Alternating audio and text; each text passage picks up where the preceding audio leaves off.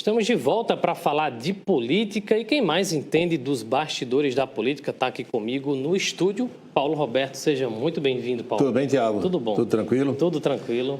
Eleições em São Paulo, capital paulista. A revista Veja promoveu um debate para ontem lá em São Paulo e, claro, que convidou todos os principais candidatos.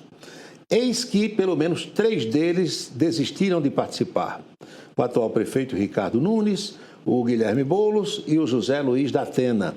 A repercussão foi instantânea porque o pessoal não quis participar. Temos a imprensa trazendo a ausência de Nunes, Boulos e da Atena em debate, acende um sinal de alerta nas emissoras. Por quê? Porque é provável que eles também não compareçam aos outros debates, aos que estão marcados por aí, porque tem um quiprocó com o Pablo Marçal. Você tem aí pela ordem Ricardo Nunes, Guilherme Boulos, da Atena, Pablo Marçal e Tabata Amaral. Tabata, aliás, que é deputada federal por São Paulo, está em segundo mandato. Ela participou do debate esvaziado com Pablo Marçal, com a Marina e mais uns outros candidatos. E no final ela deu umas cutucadas fortes no Pablo Marçal, dizendo que ele é representante de João Dória e que até as calças apertadas do Dória ele está usando. Vamos acompanhar. A verdade, candidato, é que nem o Bolsonaro confia em você. Falou nessa semana que você é igual produto estragado. E aí, quando a gente olha para o seu redor, o que a gente vê, na verdade, é a equipe do Dória. Pesquisem quem é o Wilsinho que está com ele, pesquisem quem é Felipe Sabará, até a calça está mais apertadinha. Então, minha pergunta é, você acha que o Dória lhe rejeita, como está ali... Perdão, você acha que o Bolsonaro lhe rejeita porque você é o Dória 2.0? Perdoou, não. Tá vendo como é que o negócio está aí? As cutucadas existem em debates e não interessa se é na maior cidade brasileira, na maior metrópole que é São Paulo, ou se é numa cidade pequena do interior nordestino. Cutucada de candidato para candidato é o que não falta. Pois bem, e ontem em Brasília, extra agenda do presidente Lula, não estava na agenda. Lula acabou se encontrando e recebendo o presidente da Câmara, Arthur Lira, no Palácio do Planalto, já à noite. E eles não foram falar sobre a situação do Corinthians no Campeonato Brasileiro e nem foram assistir ao jogo do Vitória com o Cruzeiro, não. Foram falar nessa crise que há entre o Congresso e o Supremo Tribunal Federal, onde os congressistas interpretam que o governo Lula está por trás. Aliás, tem uma reunião marcada para hoje, deve estar acontecendo agora, um almoço, mas a repercussão do encontro foi imediata, saiu na imprensa. Lula se encontra com Lira no Planalto em meio à crise das emendas, a história das emendas, né? E todos os presidentes de poderes foram convidados. Aliás, foi o presidente do Poder Judiciário, ministro Luiz Roberto Barroso, que convidou Rodrigo Pacheco, representando o Senado, e Arthur Lira, representando a Câmara. Arthur Lira estava resistindo em ir a esse almoço. E esse encontro com Lula foi exatamente para Lula tentar quebrar aí essa barreira. Homem, vá lá, converse com o pessoal. Então, a história é que os 11 ministros estão presentes nesse almoço, que está para começar agora em mais alguns instantes. O representante do governo federal é o ministro da Casa Civil, Rui Costa. Tem lá o advogado-geral da União, que é o Jorge Messias, e os 2 presidentes da Câmara e do Senado para ver se resolve sair. O que estão dizendo em Brasília, cá para nós, é que o Supremo nada mais está fazendo do que digamos assim, uma audiência de conciliação para tentar aparar as arestas e ver como é que fica depois das ideias do Flávio Dino, sustando as emendas, que aliás estão suspensas e que jogaram aí deputados e senadores contra a alta Corte de Justiça do país, a Corte Constitucional, fazendo audiência de conciliação, coisa do Brasil. Vamos aos compromissos oficiais do presidente Lula, a agenda de hoje. Vamos lá. Começou com um bate-papo com Rui Costa, ministro da Casa Civil, nos preparativos para Rui ir representando o governo nesse almoço. Foi o único compromisso da manhã, também levou a manhã toda essa conversa. Agora à tarde o presidente recebe o doutor Marcos Rogério de Souza, que é o secretário especial para assuntos jurídicos. Às 16h vai ser a vez do Paulo Teixeira, que é o ministro do Desenvolvimento Agrário e Agricultura Familiar. E a agenda oficial será encerrada com o ministro Alexandre Padilha, das Relações Institucionais. São os compromissos oficiais do presidente Lula para hoje. Aliás, minha gente, essa história do almoço convocado aí pelo Supremo Tribunal Federal foi assunto de ontem aqui na Rede Cultura. O Jornal da Cultura mostrou ampla matéria repercutindo a ideia do ministro Luiz Roberto Barroso de reunir o pessoal, tentar um acordo, de modo que o governo fique satisfeito, o governo de Lula, que os senadores e deputados também e que a decisão do ministro Flávio Dino, referendada pelos outros 10 ministros, seja respeitada. Vamos ver o que mostrou o Jornal da Cultura. No encontro, ficou decidido que o ministro da Casa Civil, Rui Costa, e o advogado-geral da União, Jorge Messias, serão os representantes do governo na mesa de negociação. A dupla deve defender um novo modelo para as emendas de comissão, que passariam a financiar apenas obras já aprovadas pelo governo. Esse é o caso, por exemplo, do conjunto de investimentos do novo PAC. Já os negociadores do Congresso, por outro lado, vão defender a manutenção do modelo atual. Um dos problemas é o próprio volume das emendas. Diminui muito o poder de barganha do Executivo nessa construção da coalizão. Por enquanto, uma decisão do STF congelou a execução de qualquer emenda impositiva, que são aquelas que o governo é obrigado a pagar.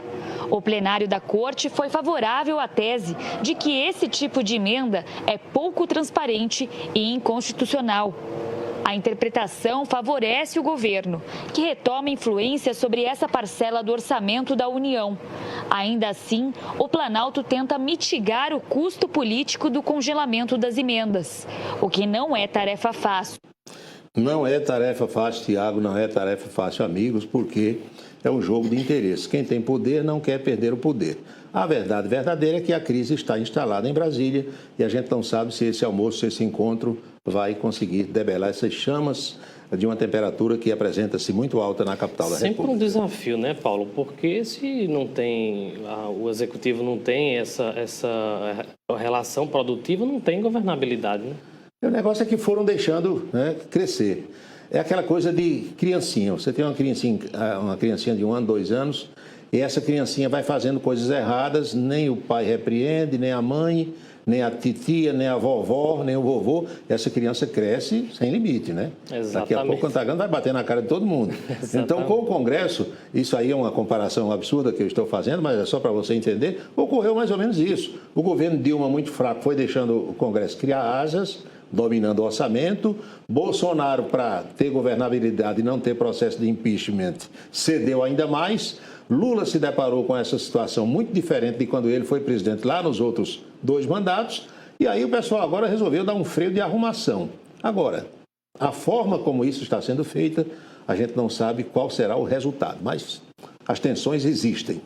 Por aqui, ontem, na capital paraibana, no Centro de Convenções de João Pessoa, o governador do estado, João Azevedo, participou da solenidade de formatura dos novos policiais civis. Delegados, agentes, escrivães, papiloscopistas, foi uma solenidade muitíssimo prestigiada. Nós temos aqui algumas imagens, está aí, lotado o Centro de Convenções, muita gente, os familiares, os formandos, as autoridades todas. Tem uma outra fotografia, o governador chegando aí com o vice-governador Lucas Ribeiro, o secretário Jean da Segurança Pública e vários policiais.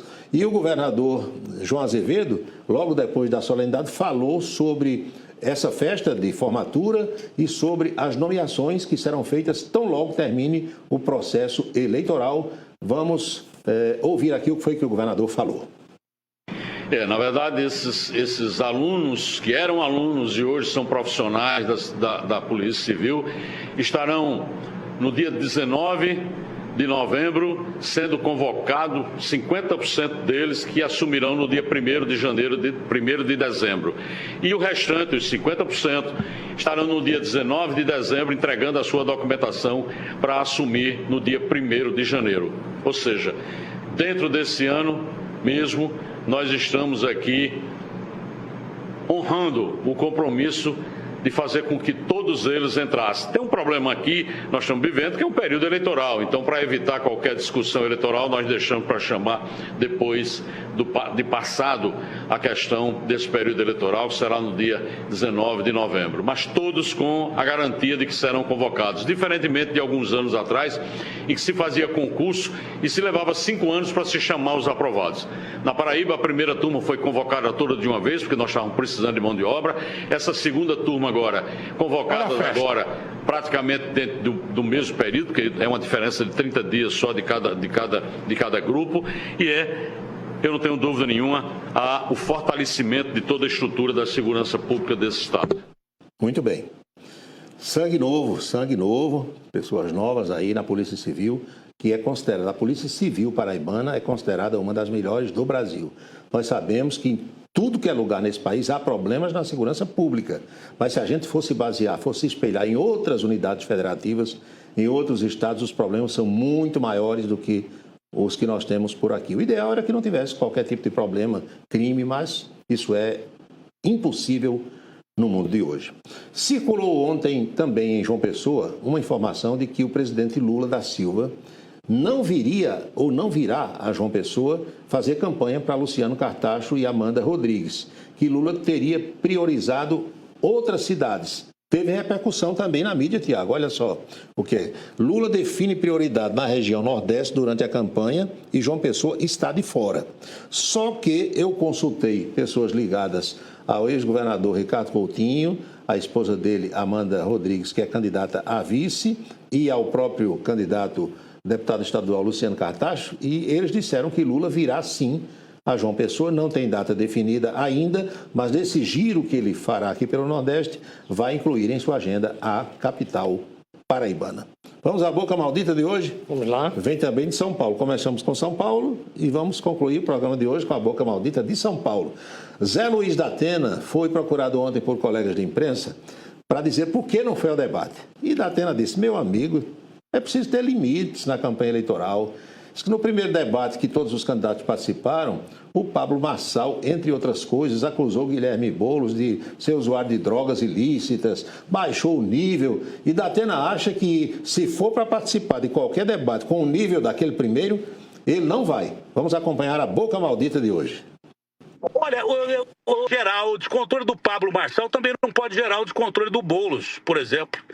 Uma coisa não pode gerar outra. Agora, que tem que ter limites, tem. Não sei, mas tem que ter limites. Eu acho que todo mundo concorda que tem que ter limites. Existem coisas que... Eu sou um cara agressivo, mas eu procuro manter um limite de civilidade. Procuro manter o possível de limite de civilidade. Às vezes a gente ultrapassa. Mas quanto mais civilizado for o debate gera atrito. Esse é o objetivo do expor pontos do outro candidato. Então, vai gerar atrito. E o mesmo faz o candidato com você e tenta apresentar propostas de governo, plano de governo. Mas não é para isso, porque esse último debate foi uma palhaçada, briga de lá, briga de cá. Eu não sou a favor de censura, mas tem que para que as pessoas possam se expressar e possam dizer aquilo que vieram a fazer sem ofender uma ostensiva quem está do outro lado. Democracia não é isso. Aquilo que a gente viu foi uma anarquia total. Não é só em questão do Pablo Marçal. O cara passa na bola, mas as pessoas têm que entender também que entrando no jogo do Pablo Marçal, você não vai a lugar nenhum. A verdade é que tem que ter limite mesmo. Classificou o debate anterior como palhaçada e anarquia. Foi isso que disse aí o Zé Luiz da Atena. Foi a nossa boca maldita, concluindo a coluna política de hoje. Tiago. Paulo, muito obrigado pelas informações de política, sempre muito bem informado. Obrigado a você, obrigado a todos. Até mais.